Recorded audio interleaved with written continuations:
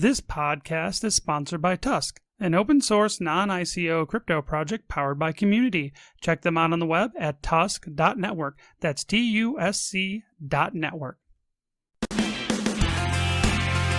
Rob McNeely program is the nexus of cryptocurrency, blockchain technology, and entrepreneurship.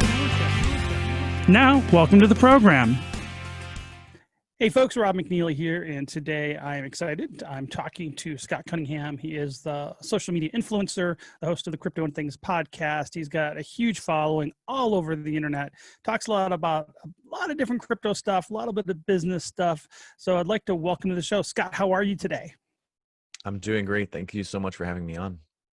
Well, I appreciate you coming on. I've enjoyed speaking to you in the past, and I think our audience will gain a lot of valuable knowledge hearing about you or from you.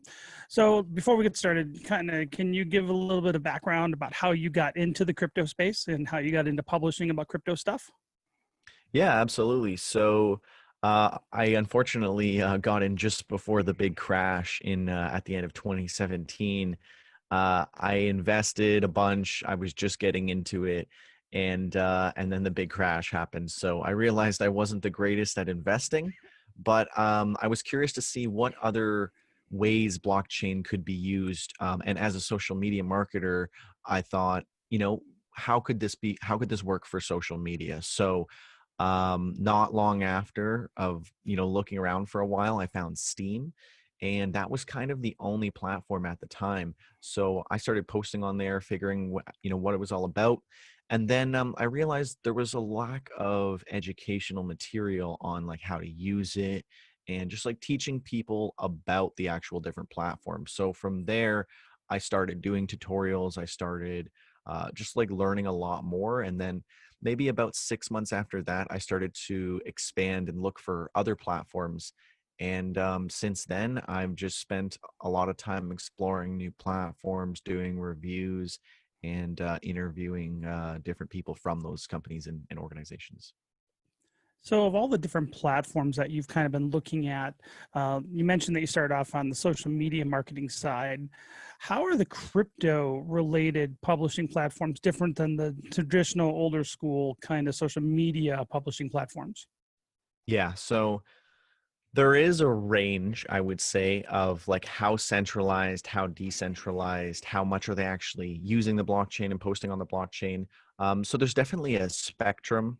So for example, real quick, PublishOX is somewhat centralized in that they have like moderators, and they're not posting to the blockchain, but they are crypto monetized where you can earn cryptocurrency from the platform, not so there's a big discrepancy where people think that you have to give other people crypto on these platforms, where most of the time you're actually earning it from the platform and you don't have to rely on like donations from other people. And PublishOX is really good for that. And then if we look at, on the other side of things, like something like Hive or Library, where all the content exists on the blockchain and it's completely decentralized. And so that's kind of like the two sides of the spectrum. And there's many in between, but the big difference between most blockchain platforms is the sort of values that go into why they were created. And a lot of that is transparency, open source, free speech, as I mentioned before, decentralization, which is just taking getting some of the control away from the platforms and dispersing more of the control and the way that the platform is used amongst all of the people, so that like for example, again, Hive and Steam don't have moderators. A lot of the moderation is done by the community. So that's another example of decentralization. And kind of the big thing is that, I mean, another thing is censorship too. That's one of the biggest motivations right now why people are switching over to new platforms, because they are very free speech. I mean, I will say this, right? Not every blockchain platform is free speech focus, and it's not like they're always going to be all of these things, but that's generally why a lot of them are created, and a lot of them do follow that, those values. The rule is not, there obviously are exceptions to the rule, But that's kind of the main reason why a lot of these platforms exist, and what makes them extremely different from legacy platforms. And then aside from that, monetization. It's very, very challenging for people to monetize on regular platforms. I've been posting on YouTube for almost 3 years and I haven't made anything. I still can't even start to monetize yet. And if we look at a platform like Library, for example, the very first day as a viewer or a creator, you could start earning from the very first day. So I think um, there's a lot of people who are empowered by that. And when you see that you can start earning from day one, you actually have value that you can extract and provide, and actually get, like, both sides get the value. That's the best part, right? If you're watching or creating, you're going to earn something, and you kind of get that value back for your own time that you've invested and the attention that you've put to those platforms. So you'd say there's like kind of two categories of interest. One would be the censorship that a lot of these legacy platforms are obviously exerting over the content from the publishers. But the other side is the Mhm. monetization side, which Yeah. cryptocurrency seems to make that a lot easier. Let's back up a little bit. Why are the legacy platforms doing those two things? Do you have any insights on the monetization piece or the censorship piece? Yeah. So I mean, quite simply, we could say with monetization, um, they want more money, right? So if advertisers are advertising on your content regardless, if you have higher restrictions to actually be an like to have those advertisements and get paid from them, then YouTube is going to keep more of the money at the end of the day. The second reason is YouTube has become, like, I'm just going to use YouTube usually as an example, because it's the most well known for censorship. But they're beholden to their advertisers.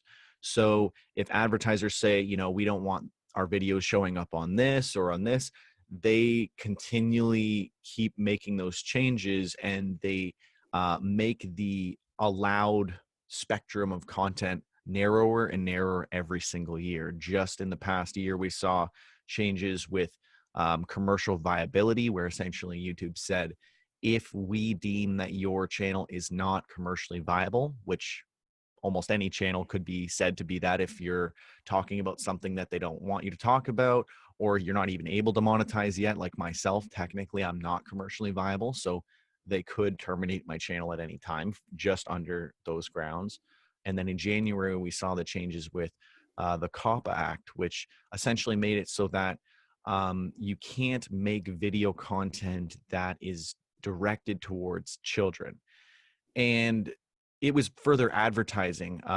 It was all around their advertising, but the consequences of that are all of the younger YouTubers can't make money anymore, because obviously their audience is other young people as well. So people doing gaming videos, kids who do reviews. There's like 5-year-olds who do reviews of toys, and they had big channels, because obviously they're doing it with their parents or their family. But not all of those are being demonetized. Child celebrities can't make money anymore. Lots of things have changed, and what we've seen because of that is a lot of content has aged up on YouTube. So people who previously made content for kids are now making more adult content. And it's very, very weird, the range of what is allowed, right? Because YouTube's basically saying with these changes that we want you to make your content more adult, because if it could be directed to a younger audience, then it might not be allowed to be monetized. So now everyone is like introducing, like trying to make their stuff more adult, casually swearing more and stuff like that. But then on the other side, you might hit the point of not being commercially viable because you're too adult. So they keep making that spectrum more and more challenging to fit within. And when they do, strikes or terminate channels, it's very you don't really have much time to react, and it's kind of just like, it's done. And you can try to email with them, but usually not a lot happens there. So we saw a lot of that happen with the crypto purge, but luckily a lot of the channels and things were restored. But there's a lot of people who still have like 2 strikes now, and they're really concerned that they might get kicked off at any time from like YouTube. And I don't like to go down necessarily like the conspiracy theorist route, and as well as I do that. There's a lot of people in this space that automatically go down to like it's a big conspiracy, and I'm Yeah. not saying that conspiracies don't exist, right? But I don't necessarily believe they're as diabolical as people want them to believe they are. But it definitely seems to me that I look at the censorship and the demonetization. It's almost like a typical lifestyle or life cycle of like a large corporation, right? The bigger these players get, the more rigid they become, the more antiquated, the slower they move, the slower they adapt, and ultimately it opens up opportunities for startups. And because they've created like this vacuum now. I have Hmm. a friend of mine that runs. Are you familiar with Utah Gun Exchange or UgeTube? UGE Tube. No, I'm not. It's a gun related video streaming site. I'm friends with the owner of it, Okay. and we have a lot of conversations about all this kind of stuff because he's a big believer in free speech and things. And it's interesting to me. It's that it's like this is creating these openings now for these startups that even 3 years ago you couldn't consider it. There was no chance these big channels would even consider, these big YouTubers or what have you, wouldn't consider moving platforms because they had a really good thing going 3 years ago. I myself also, I can't monetize on YouTube at all. It just doesn't even make sense. And I've had my YouTube channel for like a decade. And, I'm just, for all the same reasons you're struggling with, they just won't even consider it. Whereas platforms like Library, like day one, you can start making Hmm. money. And I think ultimately that's going to drive a big chunk of the market to these new platforms. And I wonder if the corporations understand that's what they're going through. This is like a pretty common like life cycle problem that a lot of big companies have. Do you think they're worried about it? Do you think they understand this is happening? Or do you think they're just so blinded by their own little missions that they're not even paying attention? Yeah, I mean, here's the thing. Like, I think they know, but then it comes down to, okay, how much of our money would we really be willing, or our revenue or income, how much of that would we be willing to then sacrifice and put into, making a cryptocurrency, or even just making monetization easier again? How much would they really be willing to cut? And do they think in the long run that that will work? I mean, from our side, we think no, we think they're going to go out of business because of this, but they might look at it like, okay, like these other platforms have 1 million users, 2 million users. This isn't a problem. This isn't a problem. That's probably what like Blockbuster was thinking at the beginning. But as they get further and further down the rabbit hole, or too far into wherever they're going, I think they're going to maybe notice in hindsight, but I don't know if it'll be too late by that time. An interesting conspiracy theory that I thought, like, I find it interesting, is that YouTube was trying to get rid of all the crypto YouTubers so that they could then come out with YouTube coin or something like that, and then there'd be no Right. one who would be critically able to like analyze it or have an opinion on it. I thought that was pretty funny and interesting if that did happen. Um, but yeah, I mean, the problem is that they get to this point where it's like, it just doesn't seem it's not even in their. I don't even think they're looking at blockchain. I don't think there's a lot of people in there who understand it or value it. And even if people from YouTube or Twitch decide to make a blockchain, well, they already have. For example, like, I don't want to knock a specific blockchain on your podcast, but I'll say this: a co-founder from YouTube and a co-founder from Twitch left and made a new blockchain, but there's a lot of problems with it that are similar to the problems with YouTube. So I don't think if they did make a cryptocurrency or a blockchain, that it would actually be what people are looking for. And I think it would still be just as centralized, all the same issues that they're having, they would still censor and they wouldn't pay the cryptocurrency to specific people based on, political views or whatever it might be, I think they would still have all of these same problems. So they wouldn't be able to effectively implement a blockchain or a cryptocurrency in the way that other platforms are doing, in the way that would make sense, because they would be kind of skirting all the values and the reasons to even have it, where they could just continue doing monetization in a database. And maybe that's what they're thinking now, but I'm not totally sure, obviously. Yeah, it's pretty interesting. Like Gab is this another social media platform that forked a couple other platforms, and they kind of cater more to the kind of alt-right kind of world. And for those that are not alt-right but on Gab, I'm not trying to diss them or throw them under the bus, but it's interesting though that the founder of Gab is also very, on one hand, he's very pro free speech, but on the other hand, he's got his own very strange look at different things and how he wants to have people on his platform, which is kind of funny when you get into diving Like into you mean that. like the Gab anti-porn kind of debacle? Yeah, it's just like, really? You can talk about all the Jews and the Zionists and all the other stuff, but porn's a no. It's like, man, people's got priorities issues, but that's just, it's their pleasure. Yeah, no, that's true. I do have an interesting opinion on that, because I do fully respect free speech, but I don't know if I would consider pornography free speech. And I totally understand the argument from both sides, though. But the way that I would look at it, or the way that I've sort of approached this, is free speech is anything that you can say or do in a public square that is legal. Can you have sex or be nude and do all that kind of stuff in a public square? I'm not sure. Could you legally put a pornographic image on a town bulletin board? I don't think so. That's the way that I look at it, and I think it makes sense, sort of what he's doing, but he's making a religious argument. That's the problem. I think it was his premise that was the problem.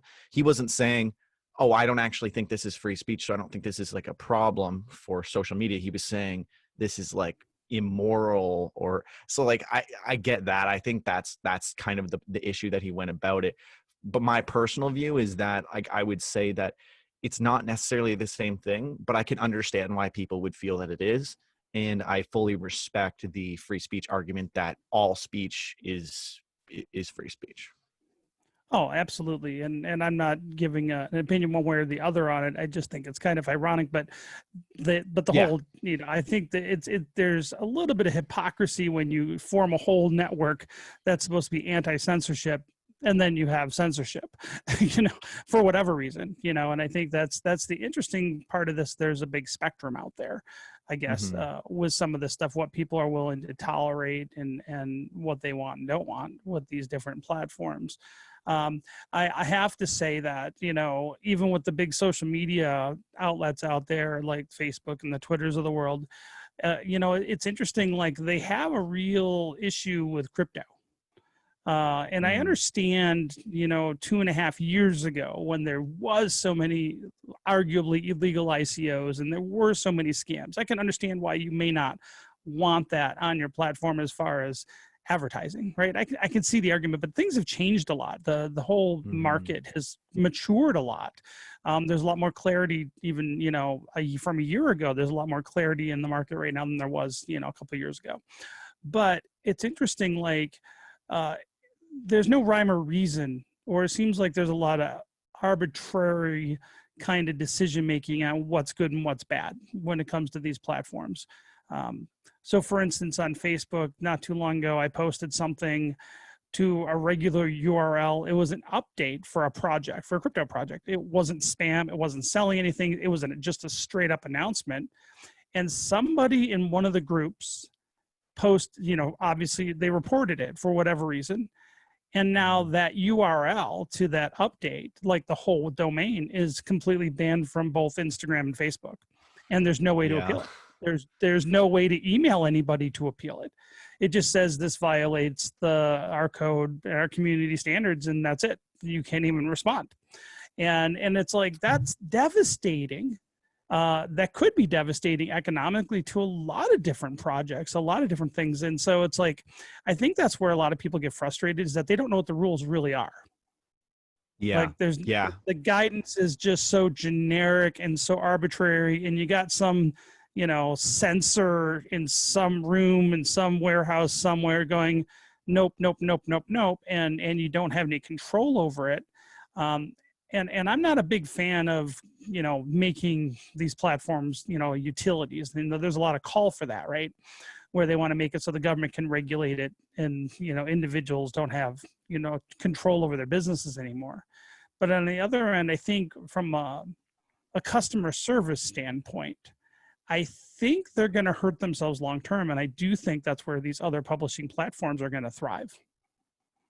Yeah, yeah, absolutely. And to that point, minds.com, if you ever used the URL in any way, even to the point where I had a YouTube video that said minds.com in the title, that I couldn't post to Facebook. So if and this was for a good year and a half, I believe, where if you tried to post anything to Facebook, it would say, this is a, I can't remember exactly what it said, but it said like you need to type in a CAPTCHA for this to actually post. And then if anyone would try to share it or do anything, comment, you had to type in a CAPTCHA, type in a CAPTCHA. So no one's doing that.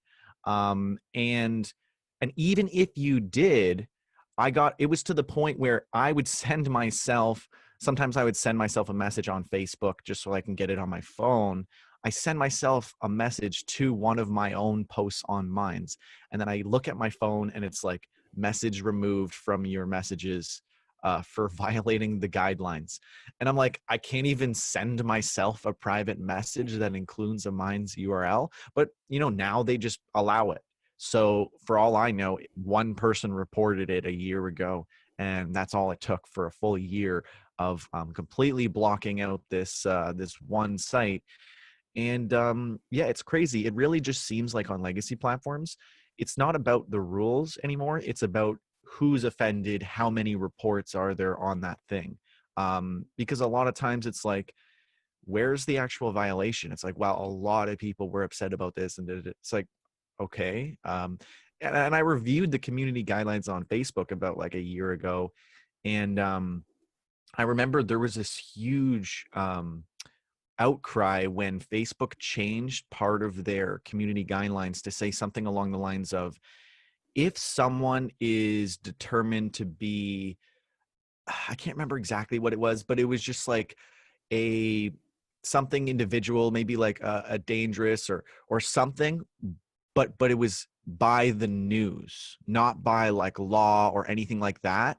They would excuse any kind of like illegal thing on Facebook. So like if someone was claimed to be such and such, people on Facebook were allowed to give death threats and all this stuff that is otherwise illegal, but they were accepted for all this stuff. And I think it was actually around the time of the Covington kids, and I think that's why, because there was a lot of celebrities saying things like openly calling for their death, like very popular blue check verified million follower Twitter users were saying things like put them all back in the school and burn the whole school down.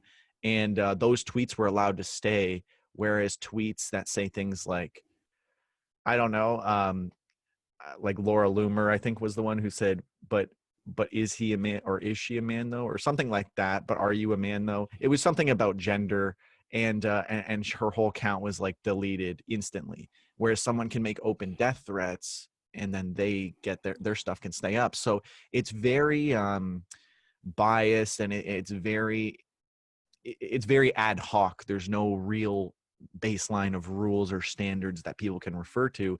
And that's why a lot of people want these new solutions, because the rules are more clear cut, or it's kind of just like open free speech, everyone kind of free for all, because either of those are better than at any point you could have all of your progress in all of your money, investment, everything taken away. Because I'm sure those people who have tons of followers have probably done ads on Twitter.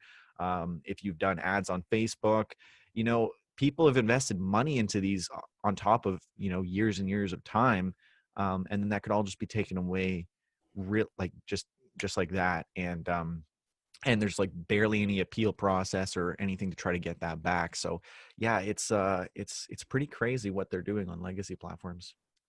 It seems to me like there's just a lot of political virtue signaling coming from these corporations.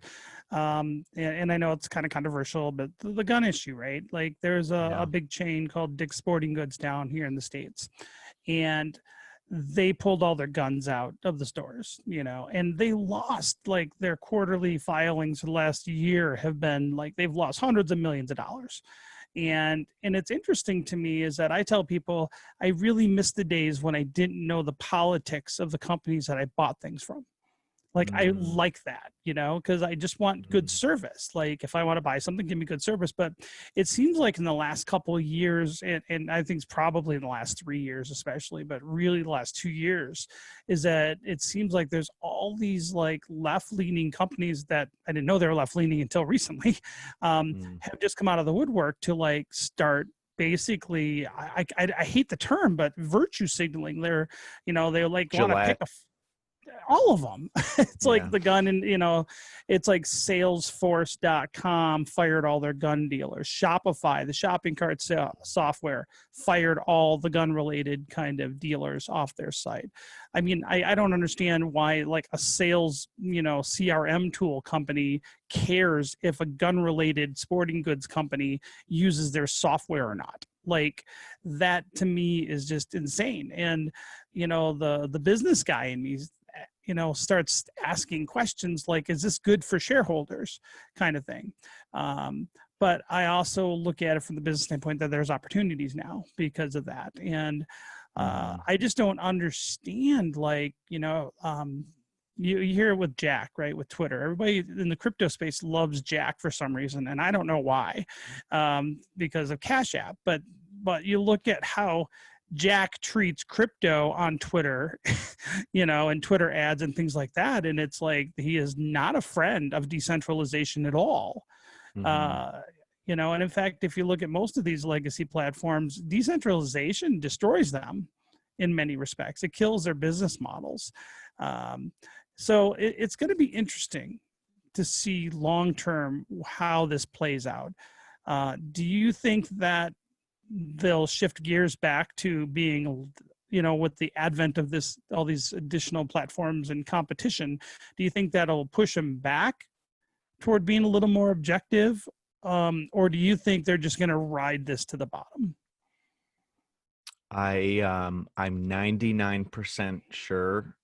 Well, I'm not sure, but I'm 99% betting on the fact that they're going to ride this to the bottom. I don't think they're going to pull back. A large reason of why they've done a lot of these like massive changes is to appeal to Chinese advertisers. And I only think that's going to be more and more evident. So I don't think that they're going to, um, it wouldn't be beneficial for them to turn back now because they've already cut off so many people and they're going to continue doing that. They're basically just like trading one audience for another audience, but because the other audience is bigger, they're happy to do that because that just means more money. And that's all they're really going off of now. So I think naturally there'll be a massive opening for all these new platforms to fill the void of that they're creating by doing all these things. And you know, it's challenging for them to turn around and kind of be like, oh, okay, never mind, we'll cut off all these advertisers and then we'll just completely switch back to what we were doing before.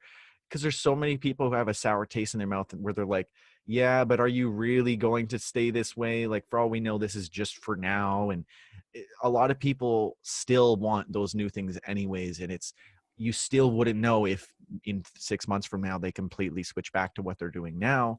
Then you're screwed because you trusted them again, even though we really have no reason to trust them. That's the thing. We have no real reason to trust them anymore. And that's why blockchain solutions are so important, because a lot of them are trustless, because we don't have to rely on a specific person or entity. A lot of them are just, they exist as is. And I think that's one of the biggest things that attracts people to the technology, because I don't have to rely on anyone. I don't have to put my faith in someone to do something for me. I can just rely on the math and then the code.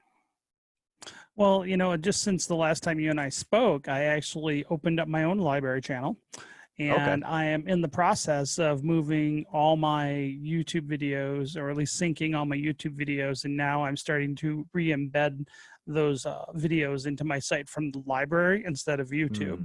Because I Yeah. just expect long term is that I just don't trust that YouTube is going to keep my channel up. And I just don't want to have to go through the mess after they've already deleted everything.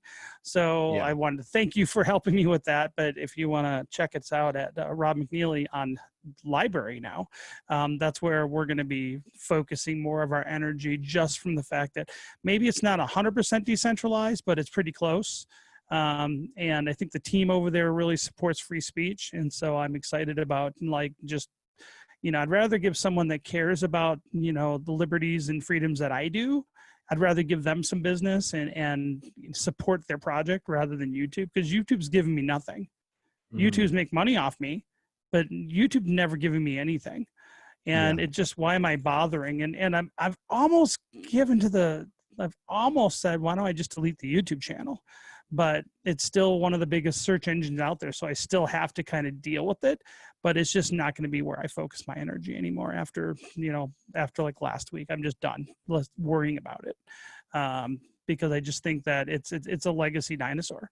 Um, so I hope the folks over at library win, but you really track what they're doing. How is the library's growth? Really good. You should see from they hit 1 million users in March, and then from March to April they went to 2.5 million users. So right now their growth is seemingly exponential. If you go over to librarynomics, LBRYNOMICS.com, you can see the top 100 or the top 200 channels. But more importantly, if you tab over to the next tab, they have it's all the channels that have ever been created, all the publications that have ever been posted. It's all graphed. And they even have specific events like the beginning of the crypto purge, the launch of Library TV's browser, because they only got the browser, maybe 6 or 7 months ago. So before you could only access it with a downloaded application. Then when they got it onto the actual browser, they just took off. And yeah, you can go and see that, and you can see that it's exponential right now. And I wouldn't be surprised if, by the end of this month they are at 5 million users, and by the end of the year 20 million plus. They really seem to just be destroying these milestones.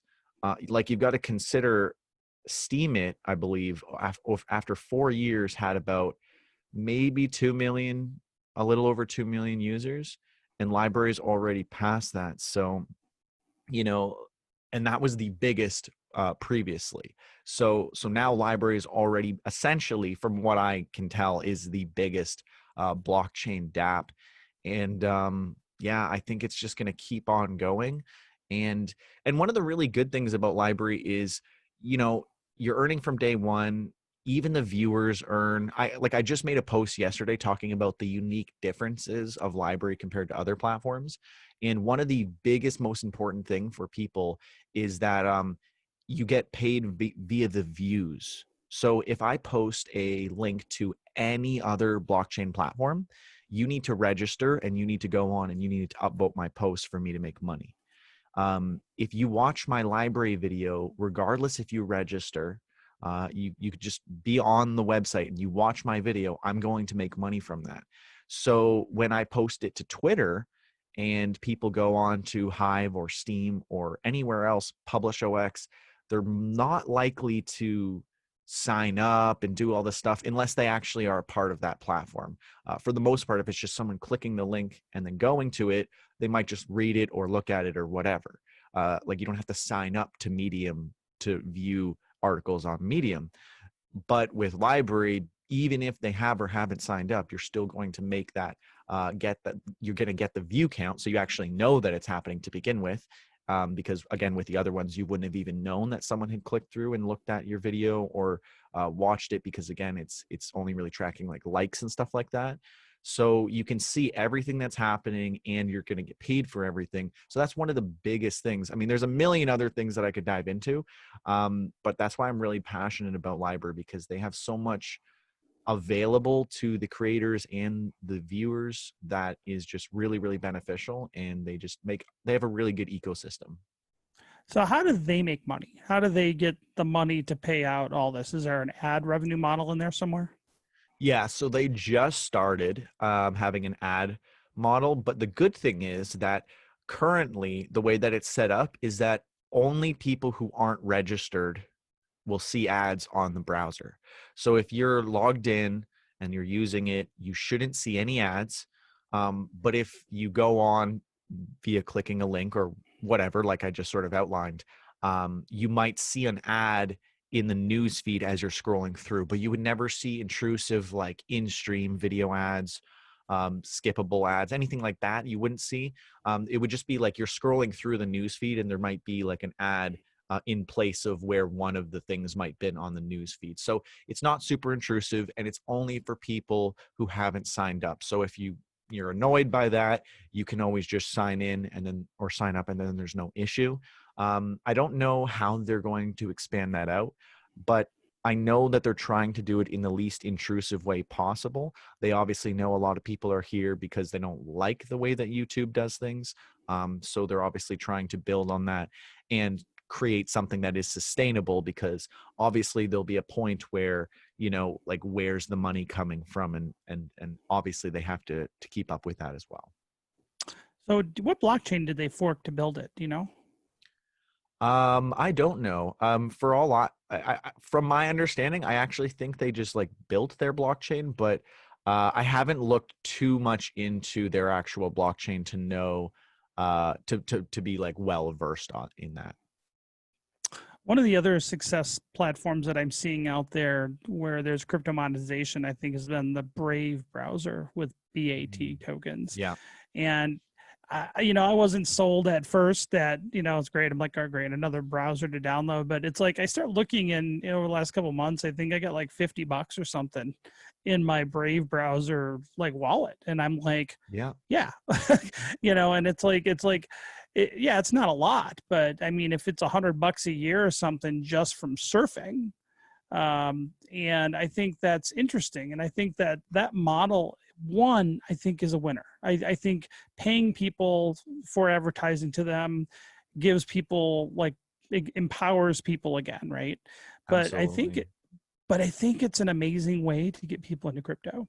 I think it's slow, but it's happening. And the same thing with library. It's like, yeah, YouTube might have paid me if I would have been monetizable in dollars, right? That's always great. But the fact is, I'm getting, I've already made like 30 cents or something on library, and I'm all excited about that. Yeah. I mean, it was like the first revenue I ever made from a video. So it's Yeah. like, wow, that's really kind of cool. And so I think this is how we get adoption. This is what I tell people: make a really good platform and then add crypto or blockchain to it, but don't make crypto or blockchain the thing. Make a real app. Like, and I say this about game, like, I think there's a lot of people out there that in the crypto world, especially like games and stuff like this, and some are good, some are not, but they're trying to make it all about the crypto instead of making it a really good game, or making it a really good web browser, or, make a really good application or that really solves a problem. And focus on that, and gaming, focus on the gaming ability of it. And I think, and just add some monetization to it. And people don't care about databases and blockchains. I mean, they don't. And so I think those are two winners. And so far, looking at library and BAT and the Brave browser, I think those are probably two of the biggest success stories that I'm seeing in crypto right now. Yeah, I would agree. Yeah, and they do so much to just make your experience better. Like for me on Brave browser, I've set it so that I only get crypto and technology based ads. So I don't get all the random pointless ads that I would normally get. You can even like curate even further by liking the ads that you liked, and then they'll give you more of that. So I actually have seen like some interesting crypto projects as ads. And not only that, they're very unintrusive, and you can set how many you get at a time. You could just have none. And then there's also Brave Creator too, where creators can sign up for Brave, and then people can tip you on Twitter or YouTube. It's a sort of a way to integrate crypto into the legacy platforms that are already out there. And I think they're doing an amazing job of doing that and kind of getting people onto the Brave browser with their onboarding process. And like you said, I think the most important thing is when people start earning crypto, it completely flips their perspective. At first, it might have been, oh, I don't understand this. I don't trust this. They're going to take my money. Now it's, you're giving me money. How do I get this money? Oh, I have to create a wallet. Okay, one sec. Let me go create a wallet. Let me get this money. If you're giving them money, they'll find out how to get that money. And then all these people are going to come in, and then they're going to keep earning money. And they're like, why wasn't I doing this before? So I think that's how we'll reach mass adoption. And I've been saying this for many years, that I think social media is the route to mass adoption for blockchain, because that's where all the awareness will be. If people are making money for posting a selfie, I think that's a pretty easy way to realize the potential of cryptocurrency and what blockchain can do for monetizing attention, monetizing content. Pretty much almost any application in blockchain just improves upon something that we already have and gives a little more power to the user, or at least the good projects, give a little more power to the user and more control, more access, more everything, right? They're trying to remove middlemen and just empower the user more. And I think those are the projects that are going to come on top and stay on top. And projects that get away from that are going to fail. Perfect example of that right now is, Steam has been kind of going on, like it's been going down, because ever since Justin acquired it, he's been centralizing it. He's been making it really not what it was meant to be. And they've been losing a lot of people. And people have been switching over to Hive because they are still embodying the original values of Steam. And people will move to whatever works best for them. I forgot to mention this earlier. It was either today or yesterday that Joe Rogan announced he was leaving YouTube. Huge. Biggest podcast in the world is leaving YouTube. He's moving exclusively to Spotify. It would have been amazing if it was like Library or something, but that alone is showing people that these platforms are not going to last. If all of the big influencers and creators start to leave, they have nothing to offer. Their advertising isn't useful if there's no one there. And obviously, it's going to be slow at first, but with these big people leaving, other people are going to say, oh, where are they going? I'll go there. Joe Rogan is on Minds.com, for example. So that's good. He actually had the CEO of Minds on his podcast. And we need more of that. I mean, he probably only knows about Minds. So if he learned about Library, maybe he would be on Library. So, as these things grow and get more awareness, I think we'll see a lot more big influencers joining. And there already are a lot of really, really big influencers on there. And I think it's only going to keep growing. Perfect. Scott Cunningham, where can people find out more about you? You can find me pretty much anywhere at Scott C Business, SCOTTCBUSINESS. And I have a podcast called Crypto and Things. You can find that on any podcast platform like Apple Podcasts, Spotify, all that good stuff. And you can find all the rest of my links at my website, scottcbusiness.com. Thank you so much, Scott. Hey, Rob McNeely, and check us out at robmcneely.com. We appreciate you listening. Thanks for having me. Thank you for listening to the Rob McNeely program. Make sure you check us out on the web at robmcneely.com and subscribe to our podcast at YouTube, iTunes, and on the Google Play Store.